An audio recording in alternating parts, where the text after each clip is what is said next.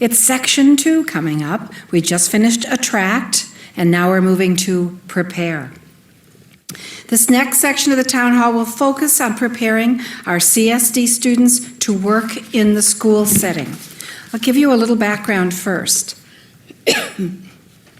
The CSD Education Trends Report for the academic years of 2010 through 2011 and through 2017, 2018 contains some important data for us to consider.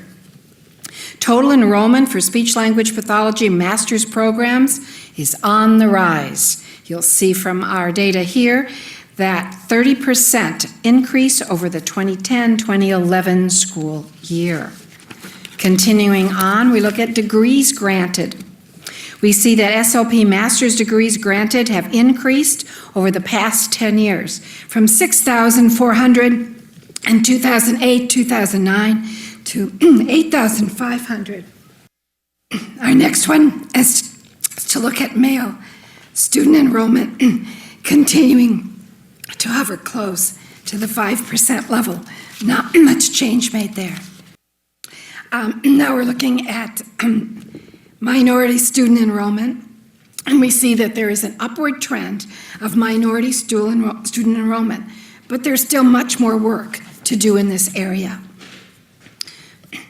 There's one way that ASHA works to attract, support, and retain racial and ethnic minorities that have been underrepresented in the professions of audiology and speech-language pathology through the Minority Student Leadership Program.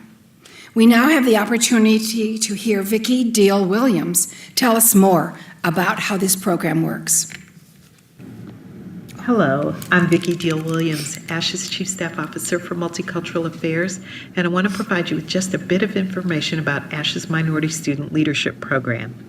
The program was established in 1999 as not just another leadership development offering, but as a retention tool. The idea was that students who were undergraduate seniors, master's level students, AUD students, or students pursuing a research doctoral degree who are from underrepresented racial ethnic backgrounds could be provided information, opportunity, and support through this leadership development program. These students go through a very competitive application process. Once selected, about 40 students participate in the program, which parallels the ASHA Convention. The ASHA Convention allows students to see leadership in action within the association. They see a variety of leadership paths. They can start to establish their own networks.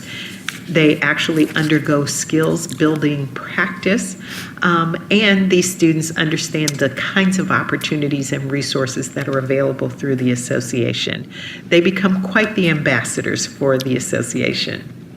ASHA benefits significantly because once these students take their places as leaders within our committees, boards, councils, and within the professions at large, there is increased diversity of decision-making, increased diversity of perspective that's a part of the deliberation that's needed for us to be effective as a profession and as a discipline. Who has a say in opening a new graduate clinical program? Always a big and very important question.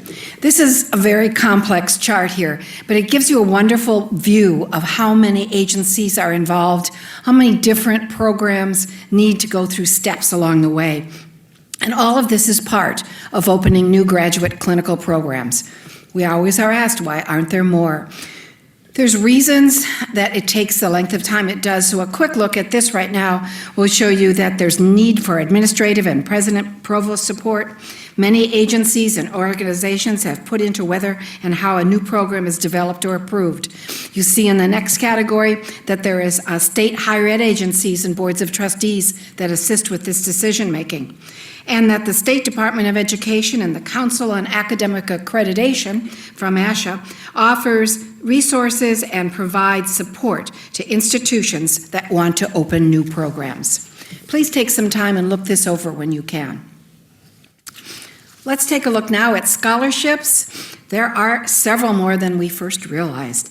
There is an Educational Audiology Association doctoral scholarship for an audiologist who's currently working in the schools, who's interested in pursuing a doctoral degree. There is a NISLA, the National Student Speech, Language, and Hearing Association undergraduate scholarship available. And there's the ASHA Foundation with 15 scholarships of $10,000 or more for the New Century Scholars Doctoral Scholarship Program. Another factor that impacts students is the cost of their education. You can find information on the loan forgiveness inside ASHA's career portal, as well as in ASHA Leader articles and in blog posts.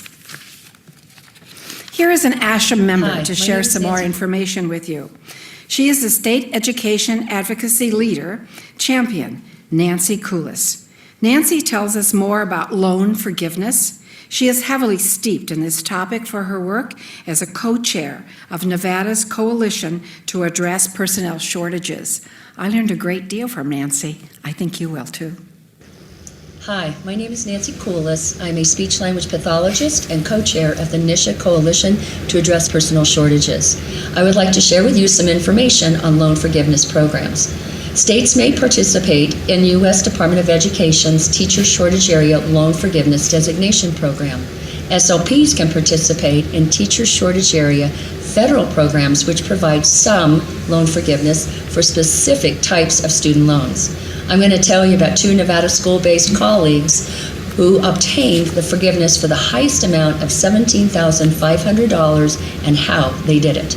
They applied for the $17,500 loan forgiveness because they worked at low-income schools and used the teacher loan forgiveness application.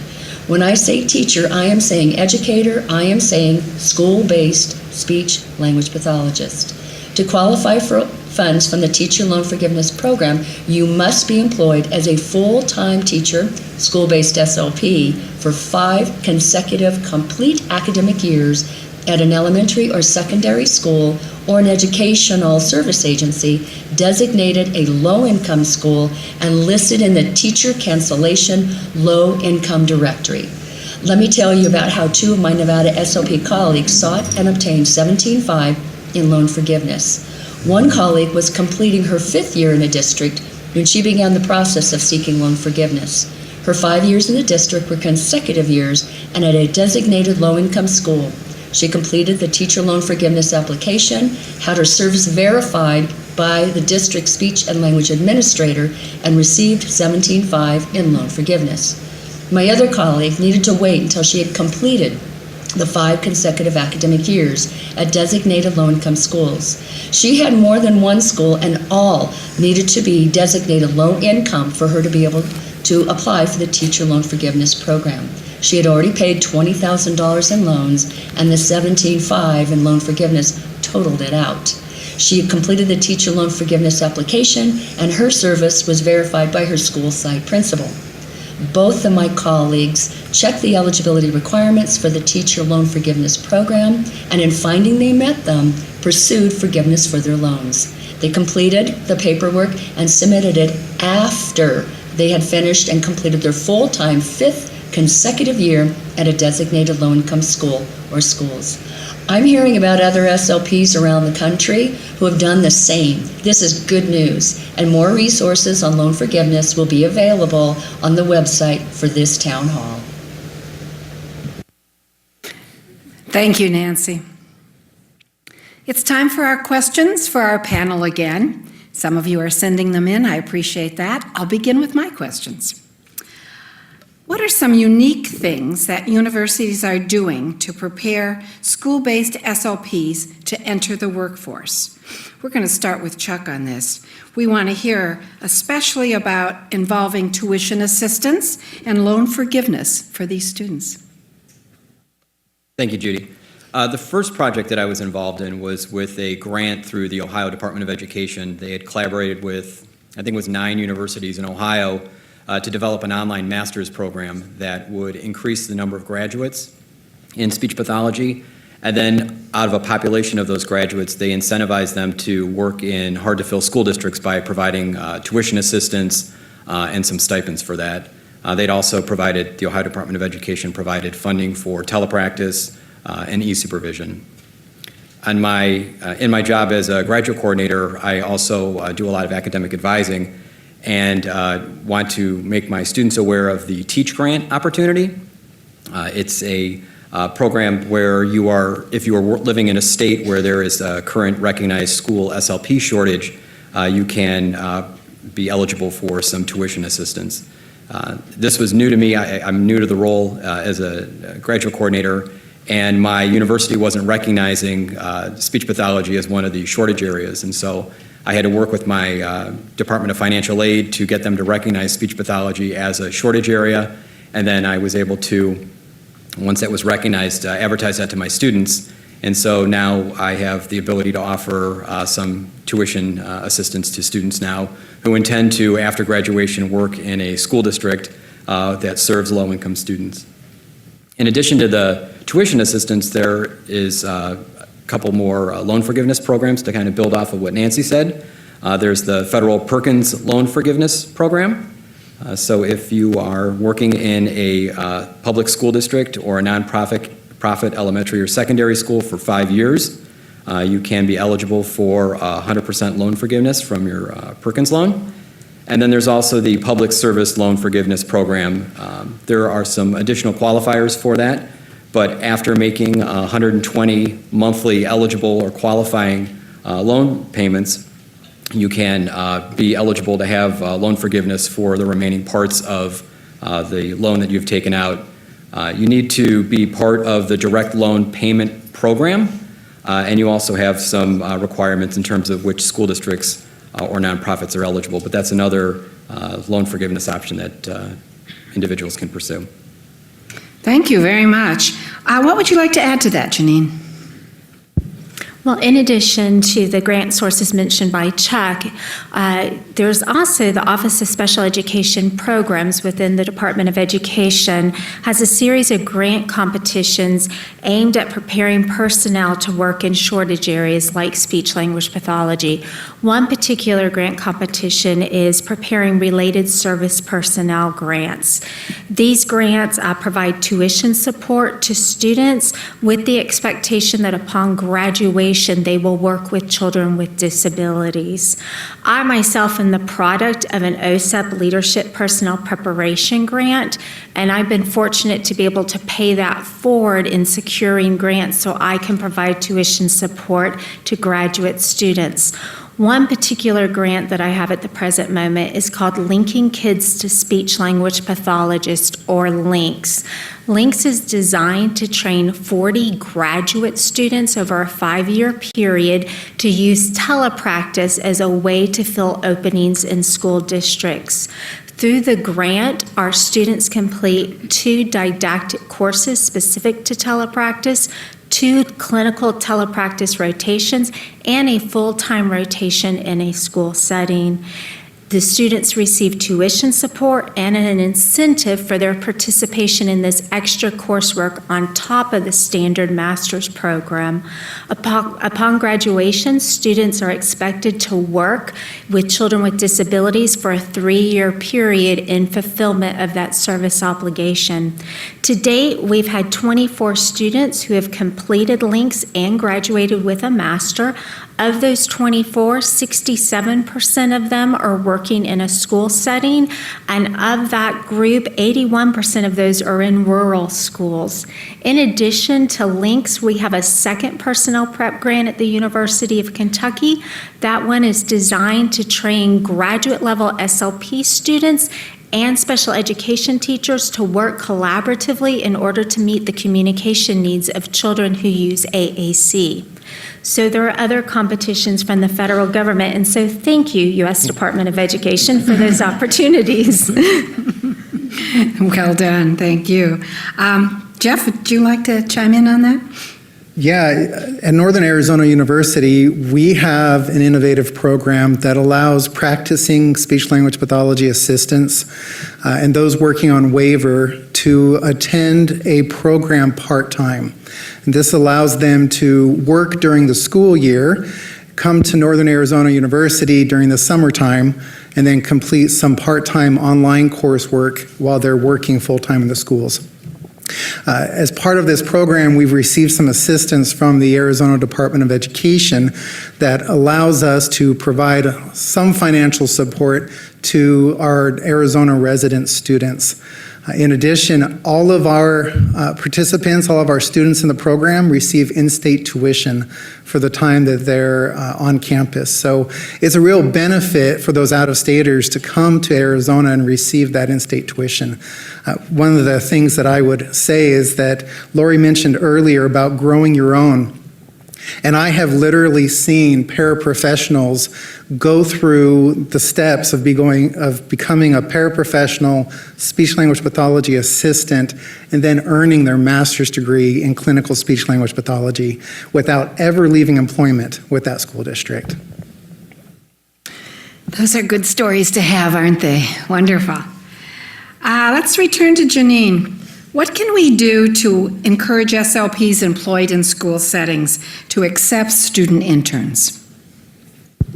Well, we believe that relationships with our clinical preceptors are critical to preparing student interns. So one way we develop relationships is by conducting at least 2 observations of our students when they're assigned to that clinical rotation in a school. That observation may either be done in person or via video conferencing.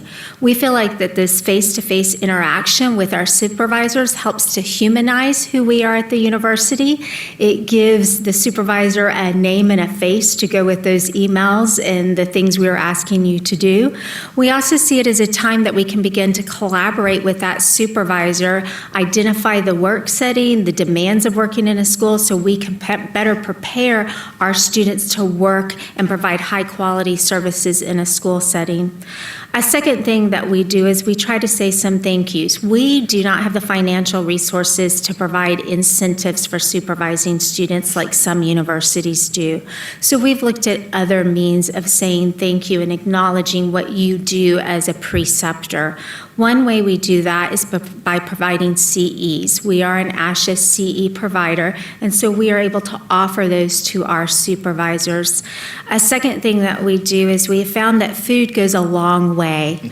So our state convention is well attended throughout our state. So we in our College of Health Sciences offer a luncheon to all alumni who attend state convention. It's a time for them to network, to get to see old faculty, see each other. We also give them a pin that one of our faculty has created specific for our department to wear on their name tag, and we know that we all as SLPs love those little pins and badges, ribbons that we hang, right? And so it's a way for them to go out and say, look, I belong to Big Blue Nation, which is the University of Kentucky. And so those are just a few things that we try to do to say thank you and acknowledge what you contribute to preparation. Thank you. Chuck, did you have something to add? I do. We don't have pins, though. We do let them come and audit our classes, and so if they're interested, they're able to come to campus. But I think the biggest thing that we're able to do is because we have a functioning clinic, we're able to generate a little bit of revenue. We're able to take some of that revenue from our clinic, the insurance reimbursement, for instance, or the private pay, and we're able to transfer some of that money to the student teaching supervisors, where they're able to get a small stipend, a couple $100 for hosting a graduate student during their student teaching placement. Thank you. Our next question, it's going to go to Gerald first, and then I think Chuck wants to jump in on this one too. What would better prepare our applicants and make them more marketable for school jobs?